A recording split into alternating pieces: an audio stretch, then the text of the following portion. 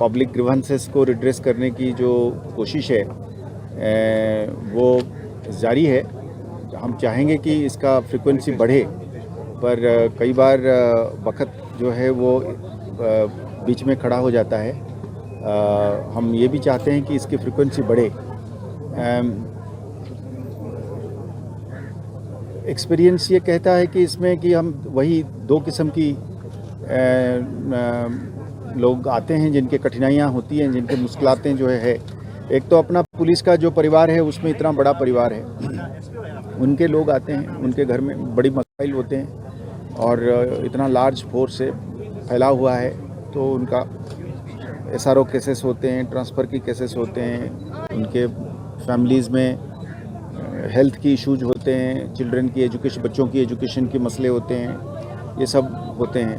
अब मैं वही मैंने आज कोशिश करी कि पहले अपने पुलिस वालों की सुन लूं, फिर बाकी जो लोग बैठे हैं उनको सुनूंगा। तो अभी यहाँ पे जो पहले के एक्सपीरियंस रहे हैं उसमें इन्वेस्टिगेशन की लेट इन्वेस्टिगेशंस को लेकर या फिर पुलिस पुराने इंक्वायरीज़ हैं उसको लेकर लोगों को रहता है, खदशा रहता है, वो सब होते हैं। मैं उम्मीद करता हूँ कि काफ़ी कुछ हम हल कर पाएंगे यहीं पे बैठे बैठे। कई सारी चीज़ें जो पुलिस हेडक्वार्टर्स के मुतलक होता है वो तो एकदम मेरे हाथ में होता है, मैं 5 मिनट में कर देता हूँ। जिसमें थोड़ी बहुत तहकीकात करना होता है उसमें थोड़ी टाइम लग जाता है। जो बाकी कई बार ऐसा होता है कि कुछ ऐसे मसाइल होते हैं जो पुलिस में एक टांग होता है और बाकी डिपार्टमेंट्स में होते हैं, तो उनके साथ भी हम रास्ता कायम करके उनकी मदद से उनकी मसाइल को हल करना चाहते हैं, वो भी हम करने की कोशिश कर रहे हैं। तो एक हमने फॉलोअप सिस्टम बनाया हुआ है और हम अफसर को तैनात करते हैं कि हर केस के पीछे कोई अफसर रहे, उनसे बातचीत करे। अगर हमसे कोई छूट गया यहाँ से उनको टेलीफोन करके पता करे कि ये कागज़ और ये बकवा या कोई वेरिफिकेशन है, कोई तहकीकात करनी है, वो करके। तो इसलिए ये एक एफ़र्ट है कि सुने और इसको हल यहीं पे स्पॉट पे कुछ कर सकते हैं तो करें, जो नहीं है उसको तहकीकात करके हेडक्वार्टर के लेवल करे। कुछ ऐसे होते हैं जो पुलिस हेडक्वार्टर के परे हैं, कुछ एज की रेस्ट्रिक्शंस होते हैं, कुछ और जहाँ पे गवर्नमेंट की कंसेशंस और गवर्नमेंट की रिलैक्सेशन के लिए वो भी हमने तय करते हैं। यहाँ पे हमें पता चल जाता है कि ये ऐसी केस है जिसमें ये करने के लायक है, तो फिर हम उसको उसी हिसाब से उसको फ़ोन करके यहीं पे फैसला करते हैं कि इसको करा जाए। जी बिल्कुल सही है। इसमें मेरे ख्याल में और भी अफसर्स इसमें धीरे धीरे शामिल हो रहे हैं और ये एक स्ट्रक्चर्ड तरीके से इसकी फ्रीक्वेंसी और अफसर्स और डिपार्टमेंट में भी मेरे ख्याल में हमने देखा है कि सरकार कर रही है। तो हमारे अफसर जो है, पुलिस अफसर जो है, वो भी जगह जगह पे अभी सुनने की अभी सिलसिला शुरू किया है। और जब हम मिलते हैं तो कुदरती कई सारी चीज़ें ऐसे होती है कि वो सुधर ही जाती है।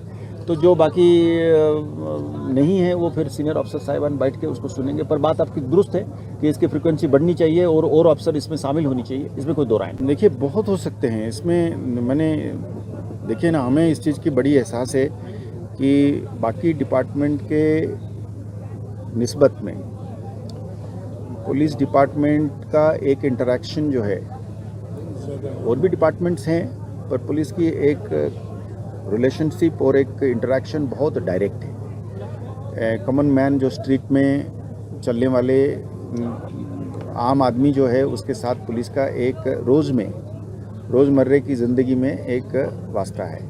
तो हम समझते हैं कि देखिए, मतलब मैं एक दो जगह में पहले भी कहा है, हमारा काम बड़ा कठिन है। हमारा काम इसलिए कठिन है कि हम कुछ लोगों के साथ शक्ति करना पड़ता है, हमें बाकी लोगों को सहूलियत देने के लिए, उनको सुरक्षित रखने के लिए, उनकी हिफाजत के लिए हमें कुछ तो मतलब कठोर कदम उठाने पड़ते हैं, है ना। तो मान लीजिए कि कोई आके ये कहता है कि जनाब मेरा जो है मेरे साथ ठगी हो गई है, मेरा इतने साल से मेरे ज़मीन को कोई हड़प लिया है और पुलिस नहीं सुनवाई करती। तो जब आप करते हैं कार्रवाई तो किसी को तो थोड़ी सी चाबी लगानी पड़ती है ना, पुलिस का काम ही है चाबी लगाना। तो अब ये है कि चाबी नहीं लगाना, सही आदमी को सही वक्त पर सही तरीके से या कानूनी कार्रवाई करके इंसाफ देना, इसमें कुछ लोगों को तकलीफ़ होती है, कुछ लोगों को फ़ायदा, मैंने आम आदमी को और आम आवाम को सुरक्षित रखने के लिए, इंसाफ देने के लिए। तो उस सिलसिले में ये कठिन काम में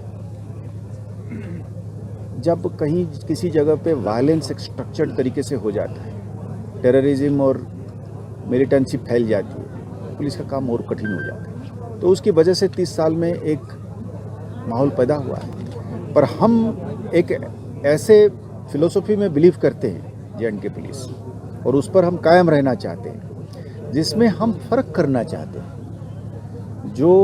जिसको और जो गलत है उसके लिए भी हम ये फ़र्क करना चाहते हैं। जैसे मैं बार बार कहता हूँ कि ट्रैफिक एक्सीडेंट को हम मर्डर में तब्दील नहीं करना चाहते। मर्डर है, ट्रैफिक एक्सीडेंट है। तो हम इसको जो वापस आ सकता है उसके लिए भी हम गुंजाइश रखना चाहते हैं, दरवाज़ा खुला रखना चाहते हैं। हम कुछ चीज़ें ऐसे करते हैं जो पिछली पर्दे के पीछे जो हम अभी तक डिस्कस नहीं करे हैं, मौका आने पर हम वो भी करेंगे।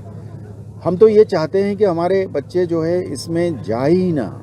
हमारी तड़प रह रहा है कि साहब हमारे बच्चे, हमारे नौजवान किसी तरीके से बचे रहें, और चाहे वो नारकोटिक्स हो, चाहे वो टेररिज्म हो, वो इसमें ना पड़े।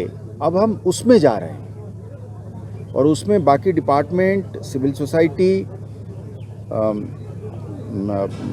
मस्जिद के आलम साहिबान, उनके साथ मिलकर, गवर्नमेंट के बाकी डिपार्टमेंट के साथ मिलकर हमने ये ना ही हो उसके लिए हम कदम उठाना चाहते हैं। हम एक ऐसे पुलिस बनना चाहते हैं कि जिसमें हमें चाबी देने की ज़रूरत नहीं पड़े।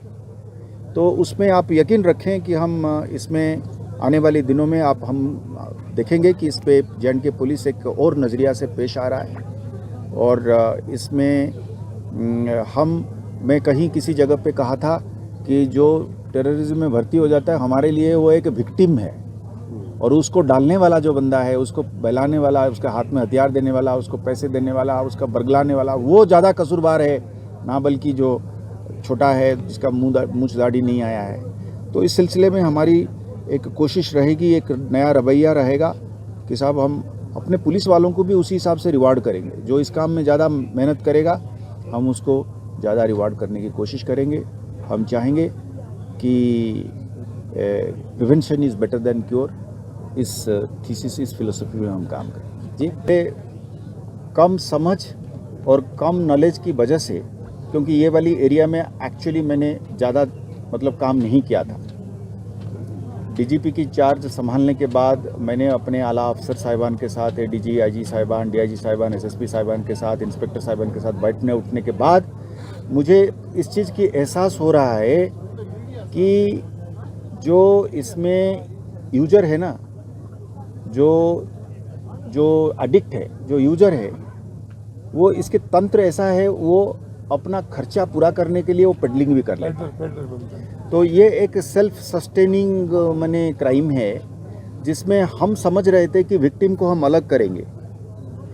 तो वो जो विक्टिम है, ये इस तरीके का विक्टिम है ये क्राइम में, जिसका एक तार जाके जुड़ती है, इस क्राइम में जुड़ जाती है, क्योंकि उसके खर्चा इतना महंगा होता है ये चीज़, है ना। जैसे कहते हैं कि एक बिट वो 1/10 ग्राम है।